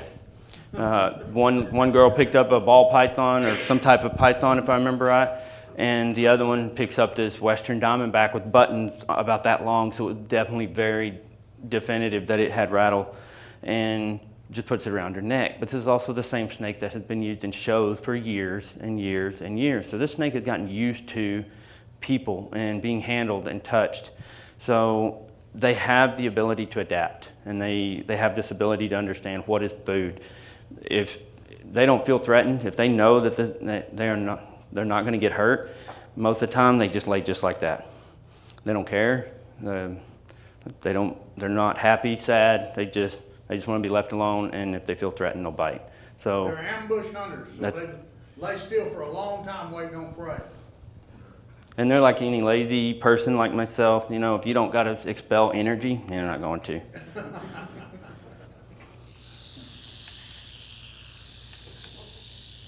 Now some of these have an extremely high gold content. Some can be almost nearly black, but the rockers and are the primary. Come here, back here. Come on.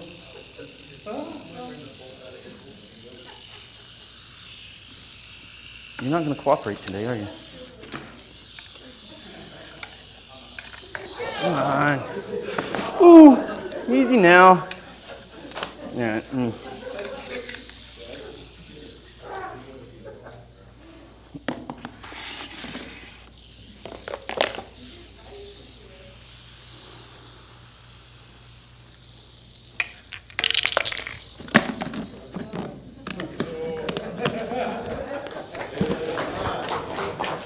All right.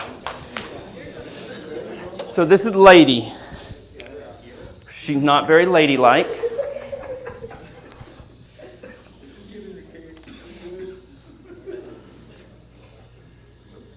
she's getting ready to shed, so she's even a little bit more feisty. But she's a monocle cobra. She is, I think it's about 4 years old, 4.5 years old. She actually came from a research operation out of Baylor University. Once they were done with it, they didn't know what to do with it. So they called us. Will you take this snake? Absolutely. So she'd kind of gotten used to being messed with and handled. She's just looking to flee. She knows I'm not much of a threat. As you can tell, I'm touching her. She's bluffing at me, telling me to leave her alone, but I'm not going to hurt her. And she pretty much just figured out she doesn't like attention, so she just wants to be left alone. The slick surface makes it hard for them to move, so she's just sliding around over here. There she goes. They're known for their bluff techniques. They will bump their nose against glass, against structures. She's not much of a bluffer. If she takes a swing, she's usually got her mouth wide open and she's looking to bite.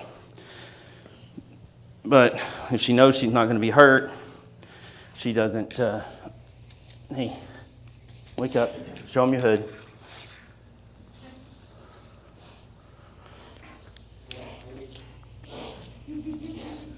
Come on, wake up.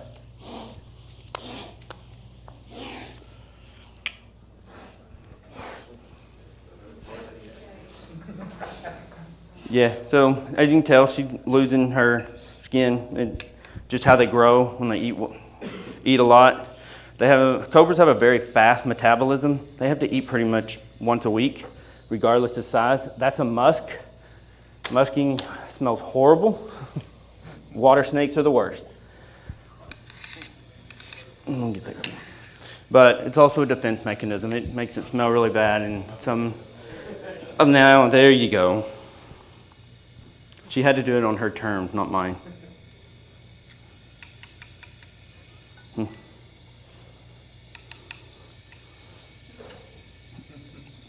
So the reason they're called a monocle cobra is because they have a perfect circle on the back of their hoods.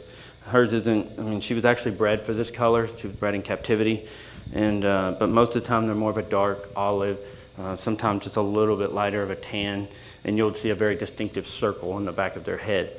The Indian or the speckled cobra, they have what looks like a horseshoe on the back of their head. Very common in the trade, as far as, especially in India, they use them. You'll see the baskets come out and people are using the flutes, and the irony of it is snakes don't have ears. They pick up everything by vibration, so they don't actually hear anything. But the movement of the flute helps keep them in a trance because they are very visual. They don't have heat pits like the North American pit viper, and so therefore everything is done by movement. You get next to a cobra and you stop moving, it's just going to think you're a tree. Everything else up here is, we've got Slug. She's a red-tailed boa. She's been in our organization. She also came from Kentucky. She looks scary and intimidating. Most people will get used to her, but my little girl is a little blonde that usually likes to carry her around, just to show that she's not much of a threat. These are Central America to South America, Bolivia, Colombia, that sort of stuff. This one was part of a pet trade, I guess. We found her abandoned in a storage unit below freezing temperature in a tank of water that's about 2 inches deep. She's near death, severe respiratory infection. She had multiple abscesses and wounds. We pulled her back, and she has been a part of our organization ever since. She never struck at anybody. And like we tell kids, that they have a mouth, they can bite. It's just a simple rule we don't want kids poking them in the head just because they've never been, actively tried to bite anybody. Yeah. Yeah, you can hold her, touch her. What's that? I didn't hear that last.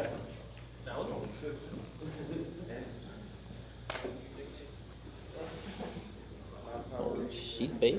Yeah. So It's a rabbit nut. so she is roughly about 40 pounds. You got to think, like if you're hanging on a set of monkey bars or a tree, you're gripping that very, very tight. They don't have hands. So they're going to hold on to whatever they can. Boas in particular are really, really good about being able to wrap a limb with their tails, and then they will projectile out to snatch out birds and things like that. So then they come and they will swing down with nothing but their tail. If full-grown pythons and boas can have somewhere around 10,000 psi versus of squeezing. If you don't know what that means, basically you're not suffocating when you're squeezed by them. They are literally shutting your entire blood flow off to your head, your brain, and you actually their prey will die from lack of circulation before they suffocate. So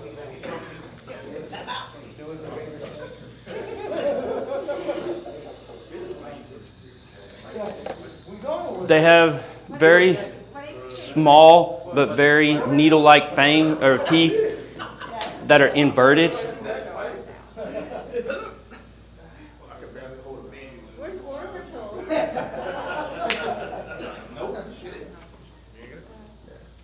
Don't go in line for sure. You'll be good. Where you want to hold it?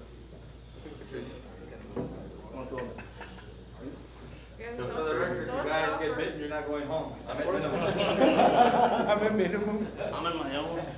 Put me on the rescue, that way I don't do anything. Take it with your mustache. 30 minutes? Take it with the mustache. There you go. The one thing that you don't want to do is you don't want to grab hold of them. You want to let them like reach for you. Yeah, and you can tell she's got a lot of power. She's got a lot of muscle. It's going to take a lot to hurt her. But these smaller ones, you just grab hold of them and they'll turn around and bite you. And so everything needs to kind of be on their term. It's just the safest way to be. Now I'm going to pull one out that is known for biting. They were talking about the teeth marks. So we're going to get them out and show you all the kind of what their teeth look like. Pull this one out right here. Oh, I'm sorry about that.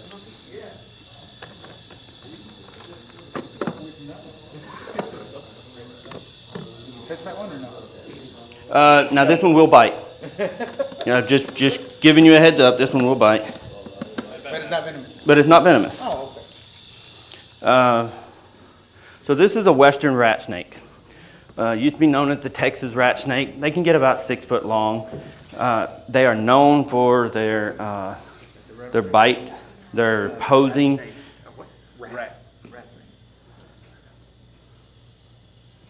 All right. Oh, there it is. So once you will barely see it because of the size, but you'll see these little tiny, little bitty needle mark. It's like taking somebody's blood sugar. It happens so fast. It's so sharp that most of the time you don't even realize it's happening. They all possess. There you go. You can see the top teeth, the bottom teeth. It'll almost come to like a round, perfect shape. And their teeth are inverted backwards. It's designed to hold their prey. The one thing that causes more injury than the bite itself is when people jerk back, because they're grabbing that flesh and it's ripping. It also hurts the snake. It can rip their teeth out. Oftentimes you will get little bitty teeth in there. They have 3 rows of them. Most species, depending on which ones they are, but for the most part, 3 is pretty standard. And you start pulling on those teeth and you'll get blood and stuff like that with them. So everything here is, well, once I pick it up and once I start handling it, it realizes now I'm not a threat. He just wants to be left alone, so he's going to try to escape. Most rat snakes, once you do pick them up, they'll make that initial bite. They'll sometimes twice, but once they realize that it's not a problem, that, okay, well, wait a minute, I'm just hanging on, this thing is just this thing is, you know, obviously just holding my weight, so it'll look for a way to leave or, you know, just chill out, hang out. So the one that he's taking the picture of up here, this is the Mojave. It actually has the coon tail, just like the Western Diamondback, but it actually... You said yesterday that's in the Big Bend area. Yes, ma'am. It is in the Big Bend area, and it pretty much all the way west in the desert region, to, all the way to California. So they are probably one of the most dangerous in the United States. They actually are a little more calm than the Western Diamondback, but the timber is probably even more calm than them. They are used a lot in Virginia and Kentucky and that sort of stuff for religious. You know, you'll see them like...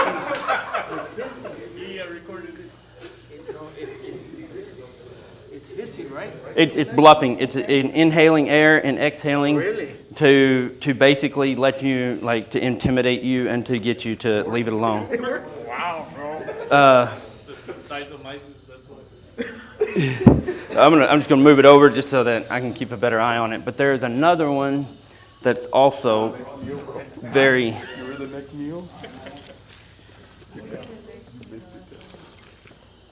So this is a bull snake. Also non-venomous, and we're gonna have to do some exchanges here.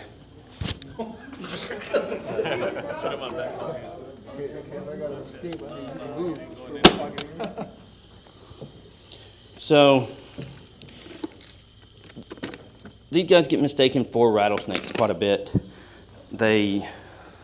Now all this entire trip he has huffed. He will S himself up. He will, you'll see him expand like twice his size, and then he will open his mouth and expel a very large amount of air in a rattle type pattern. They are garbage disposals. They're great to have around your place, but anything from small cats, chickens, they'll eat it all, but that also means that they'll eat all the rodents. They'll eat other snakes. Most commonly, I've seen them eat copperheads. They generally I don't see them eat too many rattlesnakes, but every once in a while, I'll get pictures or something of one. Because of their coloration, a lot of people that don't know these snakes well enough, they look like a rattlesnake. This is a bull snake. They look... Actually, bull snakes are all over the United States. Now, there's several variations. There's some that are called gopher snakes out in West Texas, and they're more gopher snakes. That's pretty much what they eat, yeah. The one I want you to keep, take a good look at is that copperhead. It's an alligator foot, yes. It came from a place in Mississippi, and they're an alligator farm, so they gave it to us when we were there. It's kind of a, I don't know, a token of appreciation. It's at my house actually yesterday. Indigo. Oh, Pretty sure. that's Beautiful, huge too. He's been in for years. Oh, yeah. I've always seen him around my yard. So he makes a good example of the indigo snake. Is only food source is other snake, and they particularly like rattlesnakes. When do they get aggressive? Because I got a couple of He's at my house yesterday. I was going to leave them alone. Sometimes they get real pissy. Yeah, so it's environmental. So if you've got big dogs, if you've got things that kind of will taunt them or mess with them or make them, nervous, then they can get really pissy. But if they're used to it, if your dog just kind of go by and they're just completely... Yeah, it's at the ranch. Okay, so they probably are a little bit more defensive based on dealing with other animals and wildlife. They're also the largest snake in Texas, so once they get grown, they generally tend to calm down just a little bit. Well, I was told just when they're shedding, leave them alone. Oh yeah, so that's with any snake, and the big reason for that is when it's called blue, being in blue, their eyes will cover up, and that skin that's getting ready to loosen will actually obstruct their vision, so they can't see as clear, and a lot of times they get much more defensive. So this one is a desert king. They only eat other snakes. They actually have a very unique capability of folding snakes in their stomach. So they can eat snakes that are about a third larger than them, and they are great for having around your house.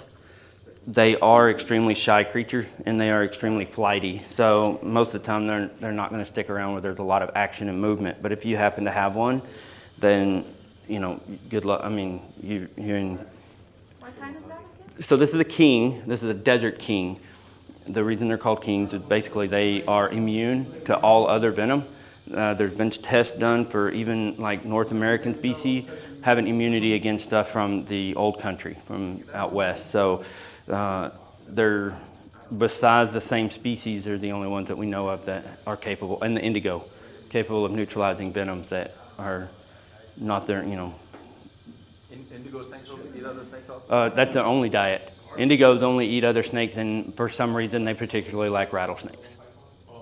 I've seen a couple of indigo around my yard, and I thought maybe because they were chasing mice or something.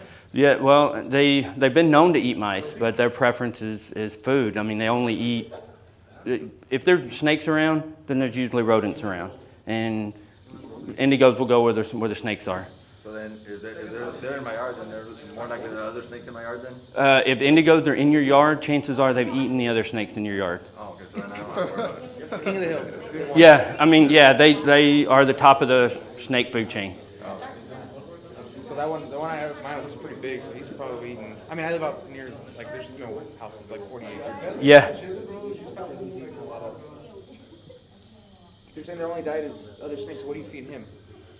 I've got snakes that come in that are partially, I mean, king snakes will eat rodents, but you don't usually see that. But I have snakes that come in, people, or some that are stillborn, or, you know, they've been recently run over. There's no way that we can, you know, save them. But they have to be alive still when we take them in, so that when we euthanize them, we know how long because if you just bring in a dead snake, if there's any form of decay, then it makes them very sick.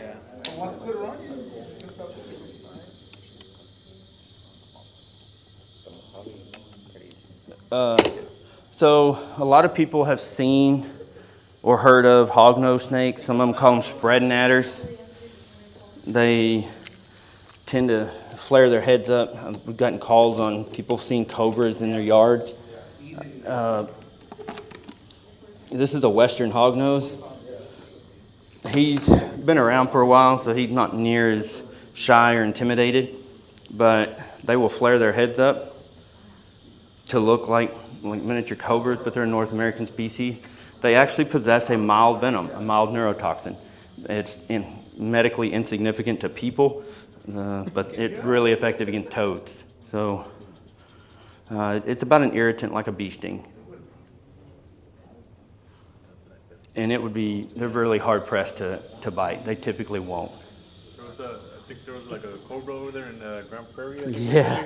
That got escaped or something like that. Yeah, and that thing, I don't know what the status was on it, but I'm almost willing to bet that thing was still in his house.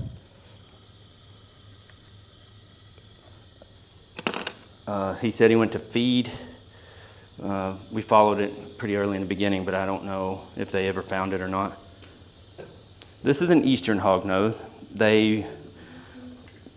Very few survive on anything other than frogs or fish. There have been some that people will take, like mice and rats, and put them in with frozen frogs and so forth just to get that scent. But mice and rats are a little bit too fatty, and so it's not really healthy to put them on a primary diet of rodents. So we have to keep frogs and minnows. They really like minnows. You don't want to use goldfish. But he usually puffs up pretty good. And they like to play dead. A lot of times you'll see them rolled over. You'll try to flip them back over, and they'll just roll back and show their belly. Then they will musk and put off a really bad smell, and it just makes other prey think that they're dead. But, and he's actually been the one that's been hooding up this entire trip, but today I guess he's just like, you know, I'm just not that interested.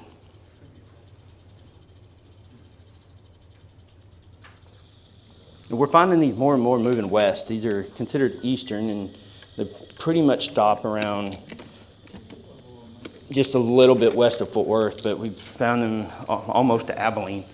So it's been kind of cool, but we've also had a whole lot more rain in that area. So different kind of rat snake. This is an emery rat, or a Great Plain rat snake. They're, Can I see that one? yeah. Now this one is capable and has bitten, so just.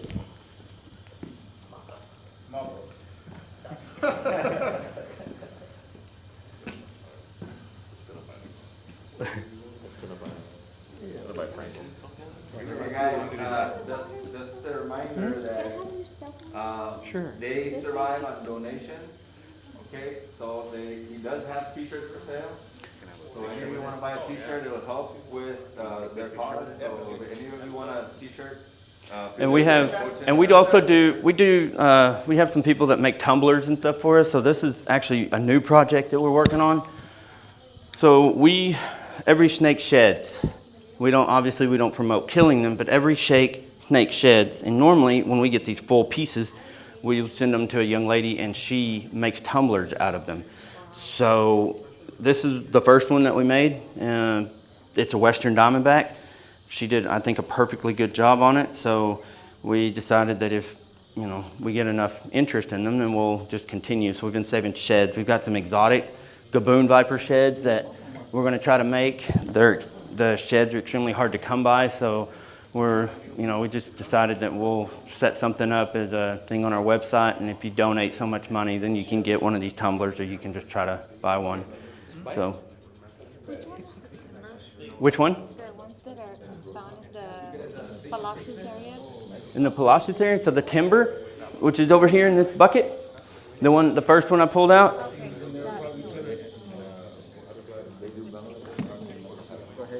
So this one, let me go ahead and pull that one out too. So ball pythons are pretty common in the pet trade, probably the most common. But the huge interest nowadays is people try to change the color pattern and their color and pattern. And what happens is, this is called a spider ball python, and actually considered to be a very expensive snake. Yes, she does have some pink on the underbelly. No, she has, and that's why I went ahead and opened it up so I can move her over to a different deal. But crazy enough, they don't produce their own heat, but once they defecate or urinate, then it creates quite a bit of heat. But this one has a neurological disease called wobbler syndrome. The owner got it as it was, one of the top of the line breeds for ball python, and quickly realized that it would not eat very well. It has trouble striking. It cannot, it'll strike 4 or 5 times even though the prey is sitting still in front of it, and it started to get really thin. So we took it in, we got it to eat regularly, and his name is Cool Whip. Oh, no, this one is Cheesecake. So I have children that like to name things, and it sticks. So this is Cheesecake. He actually is a very good eater, never misses a meal, never tries to turn them down, and that's unusual because a lot of ball pythons, when they get stressed, they can go like 6 months without eating. People freak out and call it, my snake hadn't eaten in 6 months. Give it a couple more months, be all right. If they're not really losing weight, then they're okay.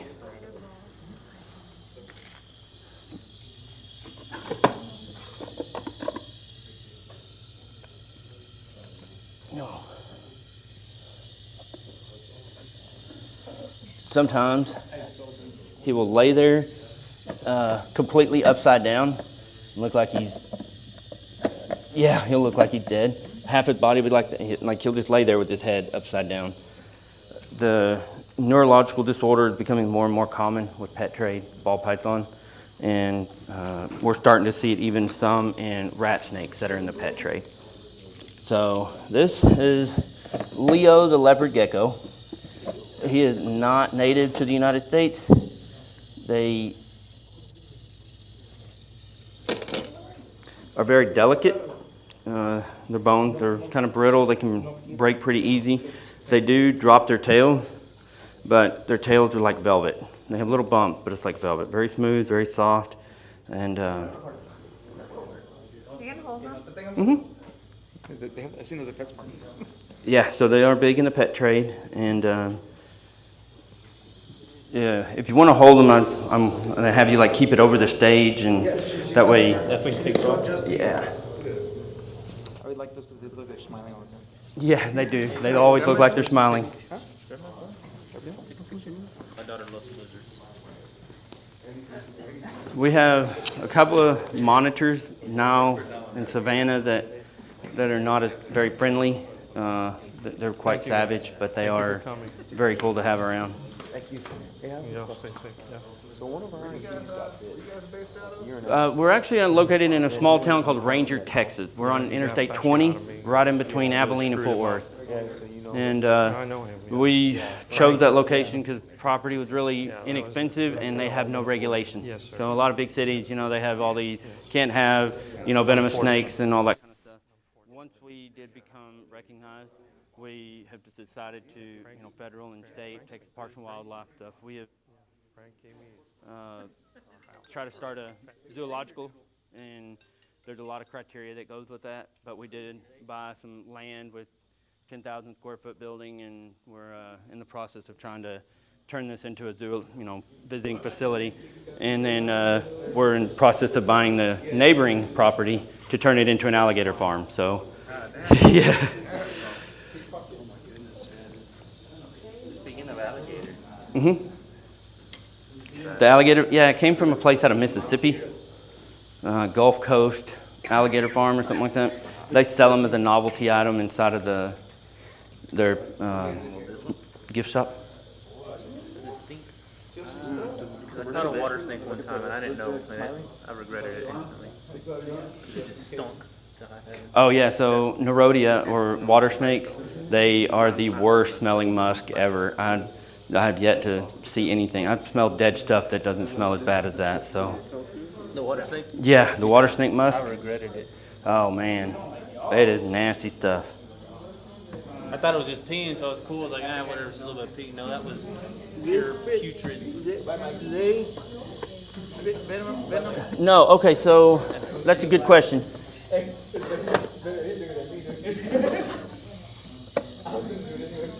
Get in there. Yep. So every cobra actually has a evolutionary trait to be able to spit venom. Their fangs have a hypodermic hole in the front side of it, but for whatever reason, certain areas, certain regions, some snakes just stop spitting. But the spitting cobras actually have a very, very far-reaching, like the Palladia. Now this one doesn't spit. If it did, y'all wouldn't be able to stand around it, and I'd have to wear a face shield. But the red-headed spitting, or the red spitters, they're kind of a smaller species of the cobras. And when they shoot venom, they shoot it they always aim for the eyes, but in a wide fan. And most people think that they're like pinpoint accuracy, but the reality is when they're throwing their venom, they're hitting a very large area. But they can hit an elephant full size in the eyes, and really, yeah.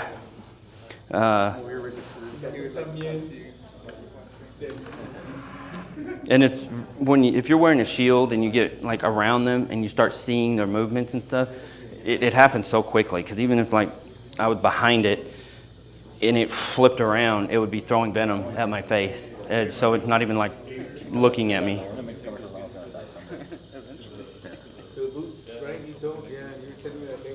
Come on, Leo. You'll have cash out? Yeah.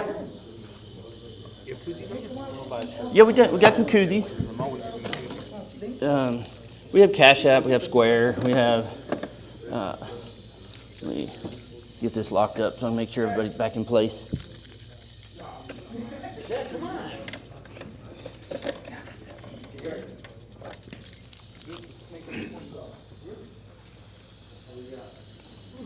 What we got? Where's the medical call at? switching now, going to medical one.